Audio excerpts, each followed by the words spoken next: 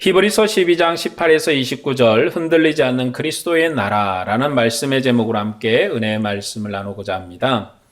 앞에서에서는 하나님의 언약을 소중한 것으로 여기지 아니하고 장자의 명분을 팔았어요. 우리가 장자의 명분을 판 에서처럼 하나님의 은혜를 세상의 영광과 바꾸면 안 됩니다. 그리고 하나님을 버리고 우상을 숭배한 이스라엘처럼 하나님을 버려서도 안 돼요. 우리는 하나님만을 사랑하고 영광의 주님, 우리에게 영광을 주신 그 하나님만을 따라야 하는 거죠. 이것이 우리가 걸어야 될 믿음의 길이다라고 함께 나누었습니다. 그런데 이 세상은 사실 복음에 관심이 없어요. 우리의 가장 아픔이 무엇인가? 우리의 슬픔이 무엇인가? 내가 믿음의 길을 걸어가면서 당하는 환난인가? 믿음의 복음을 전하다가 고통당하는 그 눈물인가? 그것보다 우리의 가장 큰 고통은 세상이 하나님을 아버지로 모르는 거예요. 세상이 그리스도를 우리의 구주로 모르는 거예요. 우리가 당하는 모든 고통, 아픔, 그게 가장 근본이 뭐냐? 세상이 그리스도를 모르는 거죠. 세상이 하나님을 모르는 거예요. 우리가 그들과 복음의 은혜 가운데 함께 교제하고 사랑의 관계를 나누고 싶은데 세상이 그리스도를 몰라요. 세상이 하나님 아버지를 모릅니다. 이게 우리의 아픔이에요. 우리가 세상에서 복음을 전하는 자로 서는데 세상이 복음을 모르는 것이 우리의 고난이고 고통인 거예요. 그런 세상이지만 여전히 우리는 복음을 전해야 되고 우리가 수고로움을 다해서 전도자의 삶을 살아야 되는 것입니다. 우리가 복음 전도자로 사는 것이 믿음의 길을 걷는 거예요. 왜냐하면 세상으로 아버지를 알게 하고 세상으로 그리스도를 알게 하는 것, 그것이 우리의 수고로움이며 우리의 모든 해야 될 사명입니다. 오늘은 언약 체결 장면을 배경으로 믿음으로 사는 그러한 우리 믿음의 사람에 대한 권면의 말씀을 함께 나누고자 합니다. 먼저 본문 18에서 21절 말씀을 보겠습니다. 너희는 만질 수 있고 불이 붙는 산과 침침함과 흑암과 폭풍과 나팔 소리와 말하는 소리가 있는 곳에 이른 것이 아니라 그 소리를 듣는 자들은 더 말씀하지 아니하시기를 구하였으니 이는 짐승이라도 그 산에 들어가면 돌로 침을 당하리라 하신 말씀을 그들이 견디지 못함이라. 그 보이는 바가 이렇듯 무섭기로 모세도 이르되 내가 심히 두렵고 떨린다 하였느니라. 이 내용은 이스라엘 백성이 출애굽해서 시내 산에 이르렀을 때의 언약 체결의 그 상황에 대한 모습이에요. 하나님이 우레와 같은 소리로 시내 산에 임재하시고 그리고 시내 산은 빽빽한 구름이 가득했고 그곳에서 하나님이 이스라엘 가운데 말씀하시면서 이스라엘 백성으로 이 시내 산에 가까이 접근하지 마라. 가까이 오지 마라. 왜냐하면 하나님이 그들을 충동하여 그들을 죽일까 두려우니 가까이 이르지 말라고 그렇게 경고하였을 때 상황입니다. 우리가 복음의 길을 끝까지 달려야 하는 이유는 우리의 목표가 시내 산이 아니라 하늘 시온 산이기 때문에 그래요. 이스라엘 백성은 출애굽해서 시내 산에 이른 것이 그들의 출애굽의 완성입니다.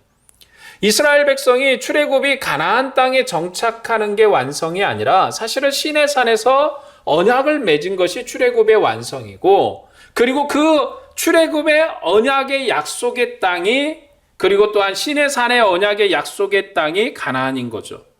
그러나 우리는 시내 산에 이른 백성이 아니라 하늘 시온 산에 이른 백성이에요. 하나님께서 모세를 시내 산으로 부르시고 그곳에서 언약을 주심으로 이스라엘 백성이 하나님 백성이 됐어요. 이스라엘 백성이 시내 산에서 하나님을 만난 게 이처럼 중요한 건 왜냐면 그들이 시내 산에서 하나님과 이스라엘 백성이 언약을 맺으심으로 하나님의 백성이 되었다는 거예요. 그전에는 이스라엘 백성이 아브라함의 후손이었어요. 야곱의 후손이었어요. 그리고 요셉의 은혜로 애굽에 사는 백성이었어요. 그런데 이제 시내 산에 이르러서 하나님과 이스라엘 백성이 언약을 맺음으로부터 그로부터 이스라엘은 하나님의 백성이에요. 이스라엘이 바로 하나님의 나라이고 하나님의 백성이 된 거예요. 이것이 이스라엘에게 있어서 가장 큰 의미입니다. 그리고 이 시내산이 그들에게 가진 영광이죠. 근데 그때 시내산은 불타는 산과 같았고 흑암과 폭풍 중에 하나님께서 이스라엘의 자신의 영광을 보이셨어요. 그리고 그 산에 아무도 가까이 오지 못하게 했어요. 하나님의 영광을 봤거든요. 하나님의 은혜를 체험했어요. 그럼 그 하나님과 교제하고 하나님을 만나고 싶은 것이 이스라엘의 소망일 것입니다. 그런데 가까이 오지 못하게 했어요. 왜냐하면 하나님은 죄를 미워하시는 하나님이시라 이스라엘을 공격하시기 때문입니다. 그래서 모세도 심히 두렵고 떨렸다라고 말하는 거예요. 이것이 옛 제도의 언약으로 하나님께서 자기 백성과 함께하는 장면이에요. 하나님이 임재해서 찾아왔는데 그 하나님이 이스라엘과 거리를 두고 만나요. 그리고 이스라엘은 공포에 떨고 있어요. 두려워하고 있어요. 심지어 이스라엘을 인도했던 모세까지도 심히 두려워 떨었다라고 표현할 정도로 그렇게 만난 거예요. 이것이 옛제도 언약으로 하나님께서 자기 백성과 함께하는 장면이고 그리고 이 은혜의 일을 하나님께서 성소에서 함께 하심으로 확정하셨어요. 이스라엘은 시내산에서 만난 하나님을 이제 성소에서 만나는데 그들과 함께 교제하는 것이 하나님과 함께한 이스라엘 백성의 영광이고 하나님의 백성의 능력입니다. 그러므로 이스라엘 백성 중에서 가장 중요한 것이 성소 제도라 할 수 있어요. 그러나 이스라엘 구약 성소에서 이스라엘이 반복되는 짐승의 제사로 하나님께 나갔어도 시내산에서 하나님의 얼굴을 보지 못한 것처럼 지성소에 들어갈 수가 없어요. 지성소에 들어가지 못하는 거예요. 이스라엘이 하나님과 함께하는 교제의 백성, 하나님과 함께 사는 하나님의 은혜의 백성인데 하나님과 교제하는 백성이 하나님의 얼굴을 못 봐요. 신랑과 함께하는 그러한 가족인데 신랑과 신부가 사랑하는데 신부가 신랑의 얼굴을 못 봐요. 참 거리가 먼 것이고 어려운 상황인 거죠. 이것이 구약 성소 제도의 한계예요. 신랑과 신부가 함께 사는데 신부가 신랑의 얼굴을 못 본다니까요. 이것이 얼마나 큰 제약을 가지는 것이에요. 지성소는 성소의 핵심이고 휘장으로 항상 가리고 있는 것이에요. 그곳은 하나님이 임재한 곳이어서 시내산에 하나님께서 이스라엘 백성과 함께했던 것처럼 하나님과 함께하는 임재의 장소예요. 그런데 이스라엘은 그곳에 들어갈 수가 없어요. 그러나 우리는 하나님을 어떻게 만납니까? 사도행전에 보면 하나님께서 성령으로 임하는 그러한 성령 강림의 모습이 있어요. 그것이 바로 이스라엘 가운데 이제 세우신 하나님의 새로운 교회인데 우리가 받은 하나님의 은혜의 교회인데 우리의 교제인데 그 시작이 바로 이 오순절 사건이거든요. 성령 강림. 그때 어떻게 하나님이 그들 가운데 임했습니까? 두렵고 떨리고 무섭고 그런 것이 아니었잖아요. 그들은 하나님이 임재하시기를 간절히 기다렸어요. 그리고 기도했고 하나님의 은혜를 소망했습니다. 그때 하나님이 그들 가운데 임재해서 불과 같이 갈라지는 그러한 혀의 모양으로 그들 가운데 임재해서 그들이 방언을 하고 예언을 하고 각 나라 말로 하나님의 은혜의 일을 말했어요. 그리고 그런 은혜를 받은 자들이 죽은 것이 아니라 신실하게 살아서 하나님의 놀라운 은혜를 이루었습니다. 그게 교회의 시작이에요. 오늘 우리와 하나님과의 교제의 시작이에요. 하나님과 우리가 만나는데 두렵고 떨림으로 만나는 것이 아니라 하나님이 우리 가운데 임재하시기를 간절히 소망해요. 간절히 원해요. 그리고 그 하나님 만나기를 원하는 게 교회의 시작이에요. 우리와 하나님의 교제는 거리를 두고 두렵고 떨림으로 만나는 게 아니에요. 우리가 하나님을 만나는데 그 하나님의 얼굴을 뵙는데 무서움으로 만나는 게 아니에요. 내가 죽을까? 내가 이렇게 당하면은 벌을 받을까? 하는 그런 또 공포로 만나는 것이 아니라 신랑이 신부를 사랑하고 신부가 신랑을 사랑하듯 간절한 은혜로 만나는 것. 그것이 우리와 하나님 가운데 주어진 그러한 교제의 다름입니다. 이것이 이스라엘과 우리가 다름이에요. 구약의 이스라엘 백성과 우리의 다름이 뭔가? 하나님을 대면하는 방식 자체가 달라요. 하나님과 교제하는 방식 자체가 달라요. 그렇기 때문에 무엇이 더 영광스럽습니까? 이스라엘의 유대인입니까? 오늘 교회입니까? 교회가 더 영광스럽죠. 유대인들이 여전히 아브라함의 후손이고 아브라함의 언약이 있어서 그들이 세상에서 큰 복을 받는 민족이 되는 건 맞겠지만 그들 가운데 하나님의 영광이 우리와 다른가 했을 때 우리는 아브라함을 뛰어넘는 백성이에요. 아브라함의 영광을 초월하는 은혜의 백성이에요. 왜요? 우리에게 말씀하신 하나님, 우리를 인도하시는 하나님은 하늘 보좌 우편에 앉으신 예수 그리스도 그분이시거든요. 그렇기 때문에 우리를 인도하시는 분, 우리에게 은혜를 베푸시는 분, 그분 자체가 다르기 때문에 우리가 하나님과 교제한 은혜가 다르다. 그러므로 우리에게는 큰 영광이 있어요. 그러므로 우리는 두려움으로 하나님을 만나는 것이 아니라고, 우리는 공포로 하나님을 대면하는 것이 아니라고 히브리서가 그렇게 말하는 거예요. 22절에서 24절 말씀을 볼까요? 그러나 너희가 이른 곳은 시온산과 살아계신 하나님의 도성인 하늘의 예루살렘과 천만 천사와 하늘에 기록된 장자들의 모임과 교회와 만민의 심판자이신 하나님과 및 온전하게 된 의인의 영들과 새 언약의 중보자이신 예수와 및 아벨의 피보다 더 나은 것을 말하는 뿌린 피니라. 우리가 하나님의 은혜 회중에 들어갔는데 그 은혜 회중에 들어간 것을 이렇게 표현하는 거예요. 얼마나 영광스러운 은혜 회중입니까? 우리가 이룬 곳은 시온산인데 살아계신 하나님의 도성이래. 하늘 예루살렘이래. 천만 천사와 하늘에 기록된 장자들의 모임이래. 교회와 만민의 심판자이신 하나님과 그리고 또한 온전하게 된 의인의 영들과 새 언약의 중보자이신 예수와 함께하는 자리에 우리가 함께 있어요. 우리의 새 언약의 중보자이신 예수님의 피가 우리를 구원하여서 우리가 그 자리에 있는 거예요. 우리가 이룬 곳은 하늘 시온산인 거예요. 그것은 하나님의 도성인 하늘의 예루살렘입니다. 그것은 우리의 대제사장이신 예수님의 거처예요. 그곳에는 천만 천사와 하늘에 기록된 장자들의 모임이 있는 곳이에요. 이 모임은 구약 개념으로 구약의 총회라고 그리고 장자들의 총회라고 할 수 있는 곳이에요. 그들은 구약의 의인들이었습니다. 우리가 만민의 심판자이신 하나님과 및 온전하게 된 의인의 영들과 함께하는 큰 복을 받은 백성이에요. 그것이 우리가 구약 백성과 신약 백성의 다름이에요. 우리가 구약 백성과 신약 백성의 은혜가 무엇인가? 우리는 하늘 성소의 은혜를 얻은 자고 그리고 하늘 예루살렘 도성의 백성이고 그리고 우리는 장자의 모임의 회중에 들어간 영광스러운 백성이. 구약 때는 지성소에도 들어갈 수 없었지만 우리는 지성소가 아니에요. 시온산에 거하는 백성이. 우리는 지성소에 들어가는 땅에 설치된 하나님의 성전에 들어간 사람이 아니라 하늘 성소의 시온산에 들어간 백성이. 우리가 의인의 총회에 속한 백성이에요. 하나님의 도성, 하늘 예루살렘을 소유한 백성이에요. 우리가 누리는 복음은 구약의 은혜를 뛰어넘는 영광스러운 은혜인 거예요.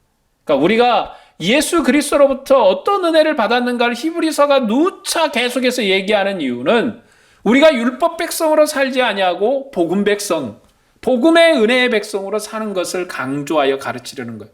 구약에는 두려움과 떨림으로 하나님을 만났지만 우리는 두려움과 떨림으로 하나님을 만나는 게 아니에요. 하나님을 공포로 만나는 백성이 아닙니다. 그러므로 이 은혜를 끝까지 붙들고 소망의 길을 달려라 라고 권면하는 거예요. 또 그러면서 창세기의 아벨의 피가 가인에 의해서 흘렸던 사건을 예로 들어 말하고 있습니다. 아벨이 흘린 피는 어떤 피인가? 하나님께 복수를 호소하는 피였어요. 하나님께 복수를 호소하는 피다. 이게 바로 히브리서의 해석이에요. 가인의 피는 하나님께 복수의 피였어요. 그러나 예수 그리스도의 피는 복수를 호소하는 피가 아닙니다. 하나님 앞에 예수님이 이스라엘 백성으로부터 고난과 환난을 당해서 죽었으니까 얼마나 억울해요? 마치 아벨이 아무런 죄도 없이 하나님을 신실하게 섬긴 죄밖에 없는데 가인에 의해서 희생당한 것처럼 예수님도 마치 아벨이 죽은 것처럼 오직 하나님만 사랑했고 하나님만을 위해서 일을 하신 그분인데 그분을 죽인 그 이스라엘 향하여서 복수의 호소를 하시는 게 아니에요. 예수님의 피는 사람을 용서하는 피입니다. 그게 가인에 의해서 흘렸던 아벨의 피와 다른 거예요. 우리가 이 예수의 피로 하나님과 함께하는 백성이에요. 우리가 예수의 피로 용서받아 하나님을 아버지로 부르는 백성이에요. 이것이 우리가 누리는 은혜이고 이 은혜가 우리로 하나님의 영광 안에 살게 하는 것. 그래서 아벨의 피와 예수 그리스도의 피가 다른데 우리가 이 예수의 피보다도 더한 피를 뿌림을 받은 자들이에요. 우리는 하나님의 은혜의 사랑 가운데 있는 자들이고 우리가 하나님의 능력 가운데 주님을 경배하는 자들로서 이렇게 사는 것이라고 히브리서가 우리에게 가르치고 있습니다. 본문 25에서 27절 말씀을 볼까요? 너희는 삼가 말씀하시는 일을 거역하지 말라. 땅에서 경고하신 일을 거역한 그들이 피하지 못하였거든. 하물며 하늘로부터 경고하신 일을 배반하는 우리일까 보냐. 그때는 그 소리가 땅을 진동하였거니와 이제는 약속하셔 이르시되 내가 또 한 번 땅만 아니라 하늘도 진동하리라 하셨느니라. 이 또 한 번이라 하심은 진동하지 아니한 것을 영존하게 하기 위하여 진동한 것들을 곧 만드신 것들이 변동될 것을 나타내심이라.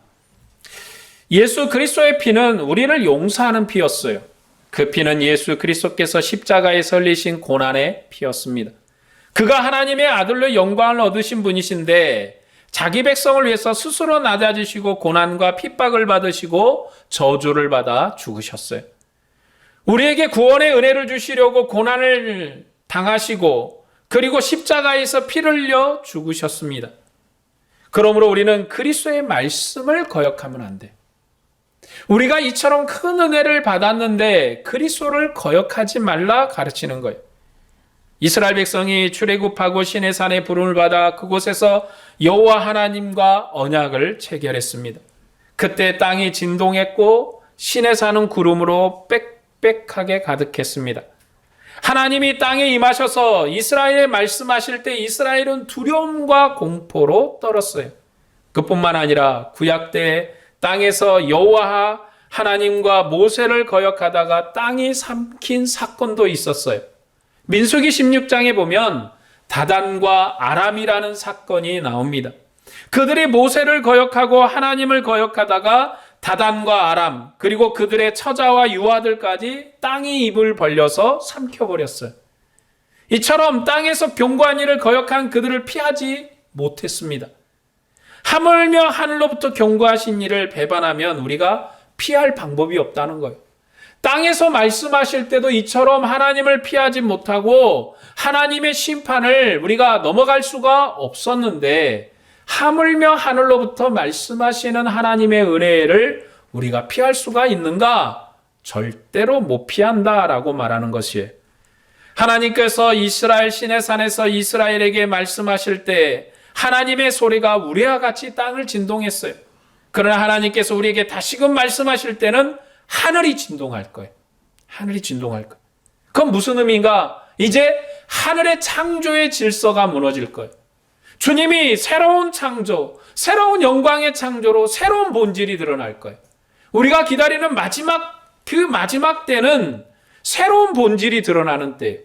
우리가 기존에 살던 대로 태어나고 성장하고 그리고 또한 다시 그들이 늙어지고 죽는 그러한 삶의 원리의 삶이 아니라 새로운 창조로 영광스러운 영원한 생명의 나라가 임할 거예요.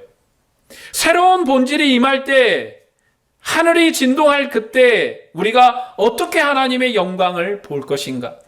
그러므로 우리는 하나님의 영광에 살도록까지 믿음의 길을 충성스럽게 달려야 돼요. 하나님 앞에 범죄한 자처럼 살지 말고 우리가 하늘에서 말씀하신 일을 거역하지 말고 영광스러운 믿음의 길을 걸어야 된다. 하나님께서 구약 때 경고하신 일을 우리가 기억해야 된다고 말하는 거예요. 그리고 또한 이것이 바로 우리에게 주신 예표입니다.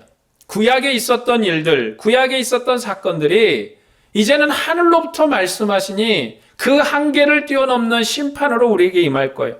그러므로 우리가 두렵고 떨림으로 하나님의 일을 이룰 때까지 우리의 모든 믿음의 길을 수고롭게 다해야 된다. 우리가 걷는 이 믿음의 길은 영광스러운 길이고 우리가 끝까지 달려야 할 길이에요. 그러므로 포기하지 말아라. 그러므로 낭망하지 말아라. 그러므로 너희가 믿음의 길을 달려야 돼. 복음의 영광이 얼마나 영광스러운 거야. 그 영광을 끝까지 붙들어야 돼 라고 말하는 것입니다. 본문 28에서 29절 말씀을 보겠습니다. 그러므로 우리가 흔들리지 않는 나라를 받았은즉 은혜를 받자. 이로 말미암아 경건함과 두려움으로 하나님을 기쁘시게 섬길지니 또는 감사하자. 우리 하나님은 소멸하는 분이십니다. 우리는 구약 이스라엘처럼 멸망한 나라를 받지 않았어요. 구약의 이스라엘은 땅에서 나라를 받았기 때문에 땅의 것은 낡아지고 닳아지고 사라지는 거예요. 땅의 것은 한계가 있어요. 항상 땅의 것은 영원하지 않아요. 그래서 그들에게 영광스러운 왕 다윗이 있었어요.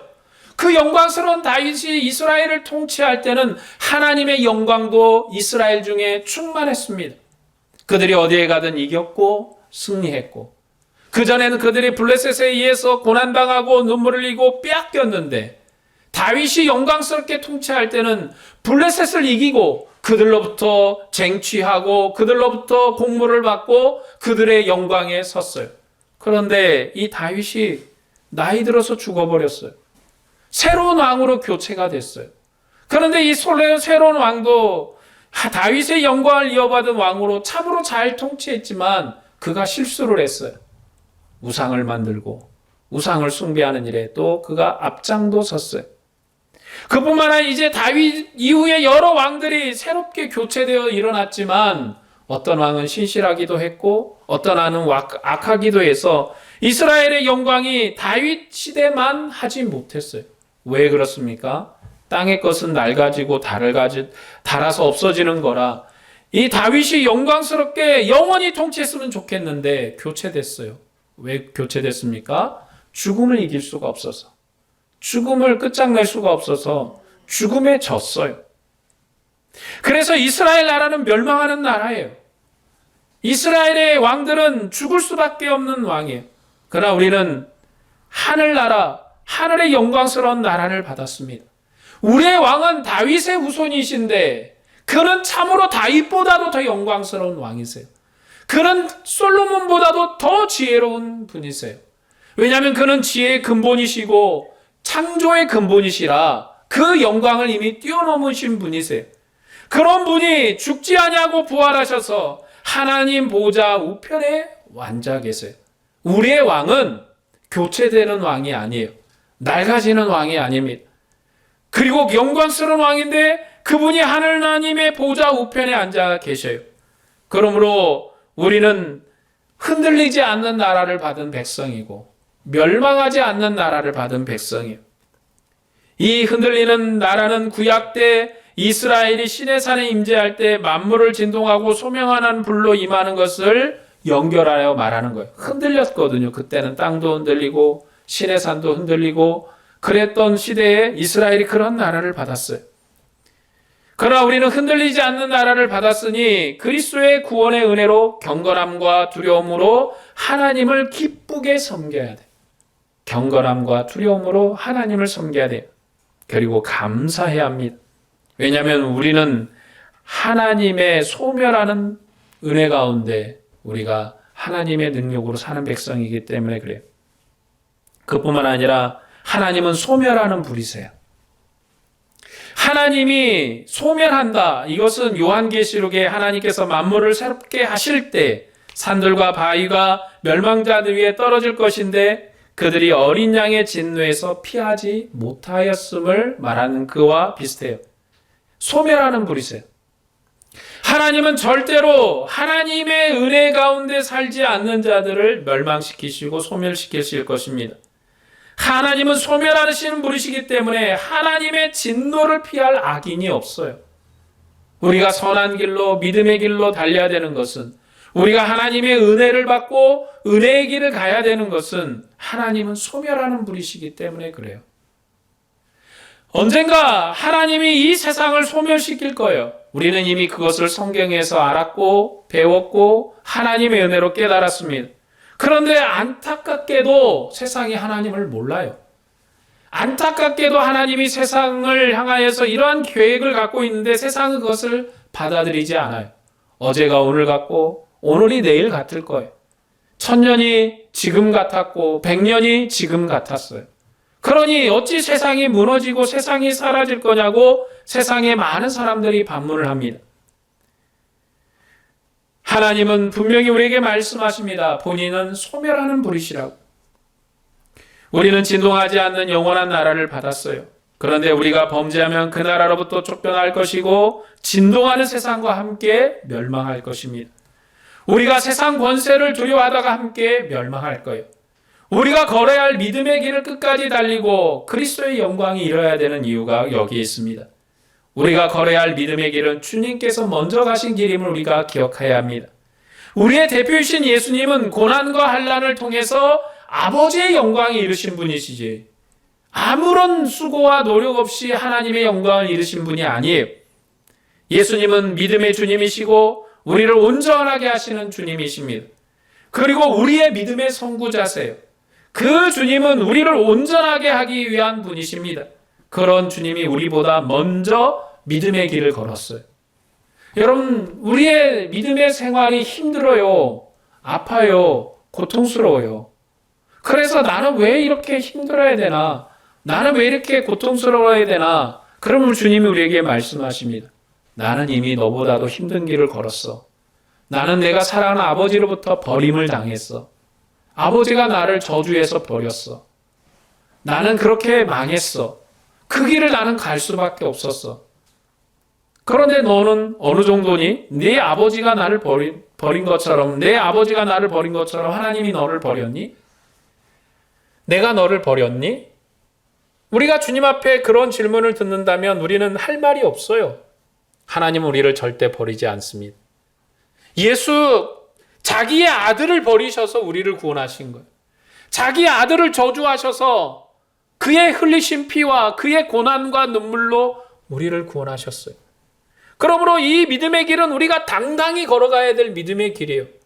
율법적인 문제, 그리고 세상으로부터 핍박과 환난의 문제, 우리가 당하는 여러 가지 애처로운 상황의 문제들 때문에 우리가 주님의 은혜의 믿음의 길을 포기하면 안 되는 거예요. 히브리서가 지금 강조하는 것은 믿음도 아니고 아무것도 아니라 믿음의 길을 걸어가라. 너의 걸어야 될 믿음의 길을 끝까지 걸으라고 말하면서 그 유명한 히브리서 11장의 믿음의 선진의 이야기를 하는 것입니다. 그들도 믿음의 길을 걸었는데 그들은 연약하고 그리고 은혜도 제약되는 그 시대도 그렇게 걸었다. 그런데 너는 은혜가 충만하잖아. 능력이 충만하잖아. 그러면서도 너희가 그처럼 믿음의 길에서 포기하면 되겠니? 라고 말하는 것입니다. 우리도 각자 자기 십자가가 있어요. 그 십자가를 지고 주님을 따라야 합니다. 그것이 우리가 걸어야 될 믿음의 길이에요. 그것이 우리가 이루어야 될 소망입니다. 각자 주어진 길이 있어요. 저는 저의 길이 있고 여러분은 여러분의 길이 있어요. 각각 다른 길을 걸어요. 그렇기 때문에 각각 다른 길에 있다 보니까 외로워요. 왜냐하면 같은 고통을 당하고 같은 고난을 당하면 위로가 돼요. 아, 너도 힘드니? 나도 그렇게 힘들었어. 그런데 생각해보면 각각 상황이 다 달라요. 10,000,000명이 있으면 10,000,000명의 상황이 다르고 1억 명이 있으면 1억 명의 상황이 달라요. 각자 주어진 길을 가는데 우리가 이 길에서 한 가지 확실한 것은 이 길은 바로 그리스도께서 먼저 가신 길이시고 그리스도께서 여신 길이시고 그리스도로 말미암아 이루어진 길이에요. 이 믿음의 길을 가면서 우리가 포기하지 말아야 되는 것입니다. 이 믿음의 길을 끝까지 달려야 되는 거죠. 오늘 말씀을 정리하겠습니다.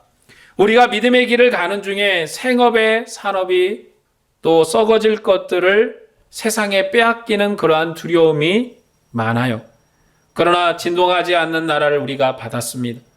우리가 이 믿음의 길에서 물러서면 하나님께서 세상을 심판할 때 소멸한 불로 같이 심판을 할 것이에요. 그러므로 히브리서는 이 믿음의 은혜에서 물러서지 말라고 권면합니다. 우리는 역사에 사는 사람들입니다. 우리가 그리스도의 역사에 봉사하는 사람들이에요. 그런데 우리의 봉사는 구원 역사의 마지막 시대의 봉사예요. 왜 우리가 어려운가? 고난스러운가? 우리는 마지막의 마지막을 보고 있는 자들이에요. 우리가 마지막을 볼수록 더욱 힘써 그리스도께 봉사해야 됩니다.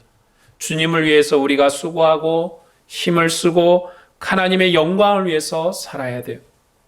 우리가 그리스도의 나라를 위해서 수고하는 주님의 백성이 되어야 됩니다.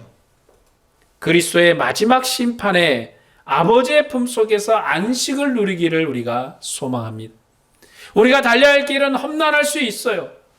매일 눈물 흘리는 건 아니겠죠. 기쁠 때도 있고 슬플 때도 있고 어려울 때도 있고 고통스러울 때도 있을 거예요. 그러나 한 가지 복음의 영광을 알고 복음이 우리에게 주신 큰 은혜가 무엇인지를 깨닫고 그 영광의 소망의 길, 영광의 그 은혜의 길을 포기하지 아니하고 달려가는 이 은혜가 우리 가운데 충만하기를 바랍니다.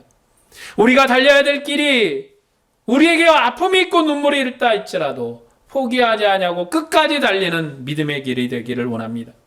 오직 주님만을 사랑함으로 이 고난의 길을 끝까지 걷기를 원하는 여러분에게 주님의 은혜와 평강이 충만하기를 축복합니다. 기도하겠습니다.